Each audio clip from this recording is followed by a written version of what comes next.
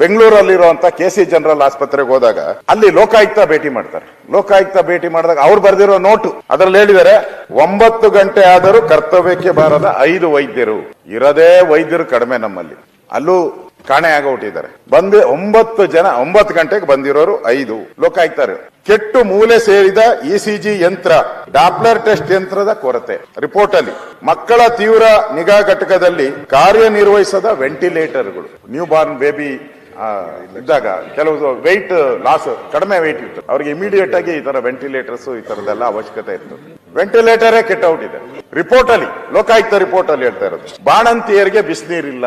ನಮ್ ತಲೆ ಮೇಲೆಲ್ಲ ಬಿಸಿನೀರು ಸುರಿತಾ ಇದ್ದಾರೆ, ಅಲ್ಲಿ ಬಾಣಂತಿಯರ ತಲೆಗೆ ಬಿಸಿನೀರಿನ ವ್ಯವಸ್ಥೆ ಇಲ್ಲ. ಬೆಂಗಳೂರಲ್ಲಿರೋ ಆಸ್ಪತ್ರೆಗೆ ನಾನು ಹೇಳ್ತಾ ಇರೋದು, ದೂರ ಎಲ್ಲೋ ಅಲ್ಲ, ಬೆಂಗಳೂರಲ್ಲಿರೋ ಆಸ್ಪತ್ರೆಗೆ ಈ ಬಾಳನ್ನ ನಾವು ನೋಡ್ತಾ ಇದ್ದೀವಿ. ಕಳಪೆ ಗುಣಮಟ್ಟದ ಔಷಧಿ ಅಲ್ಲಿ ನೋಟ್ ಮಾಡಿದ್ದಾರೆ. ಶೌಚಾಲಯ 1000 ಜನಕ್ಕೆ ಒಂದು ಶೌಚಾಲಯನೂ ಇದೆ ಅಂತ ಹೇಳ್ತಾರೆ. ಒಂದು ಶೌಚಾಲಯದ ವಾರ್ಡ್ ಇದೆ ಅಂತ ಹೇಳ್ತಾರೆ 1000 ಜನಕ್ಕೆ. ಅವ್ರು ಬರ್ದಿರೋದು ಎಕ್ಸ್ಪೈರಿ ಆದ ಔಷಧಿಗಳ ವಿಲೇವಾರಿ ಆಗಿಲ್ಲ. ಎಕ್ಸ್ಪೈರಿ ಆದಂತ ಔಷಧಿಗಳು ಕೂಡ ಅಲ್ಲೇ ಇದೆ, ಅದನ್ನ ವಿಲೇವಾರಿ ಮಾಡಬೇಕು. ತಮಗೂ ಗೊತ್ತಿದೆ, ಅದು ಅಲ್ಲೇ ಇಟ್ರೆ ಸಡನ್ ಆಗಿ ಯಾವನ ಎತ್ಕೊಂಡೋಗಿ ಯಾರಿಗೋ ಔಷಧಿಗಳನ್ನ ರೋಗಿಗಳನ್ನ ಕೊಟ್ಟಿದ್ದಾರೆ. ಅದೇ ಅನಾಹುತ ಆಗ್ತಾ ಇರೋದು. ಮತ್ತೆ ರಾಜ್ಯದ ಸರ್ಕಾರಿ ಆಸ್ಪತ್ರೆಗಳಲ್ಲಿ 250 ರೀತಿ ಔಷಧಿಗಳು ನೋ ಸ್ಟಾಕ್.